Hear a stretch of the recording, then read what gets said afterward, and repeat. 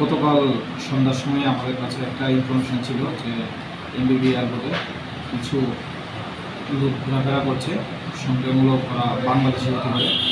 সেই অনুসারে আমরা এখানে অভিযান চালাই এবং চালিয়ে 6 জনকে আমরা আটক করি এবং জিজ্ঞাসাবাদে ওরা কোনো ডকুমেন্টস আমাদেরকে দেখাতে পারেনি এবং ওরা কনফেস্ট করেছে যে ওরা বাংলাদেশ থেকে এসেছে এবং ওদের কাছে কোনো ভ্যালিড পাসপোর্ট নেই। তারপরে আমরা ওদেরকে থানাতে নিয়ে এসেছি এবং আইন মোতাবেক আমরা একটা কেস নিয়েছি। তারা কোথায় যাচ্ছিলেন বিমানবন্দর থেকে? তারা সম্ভবত কলকাতাতে যাওয়ার চেষ্টা করছিল। তারা কোন সীমান্ত দিয়ে ত্রিপুরা রাজ্যে প্রবেশ করে সেই বিষয়ে কোনো তথ্য পেয়েছেন কি?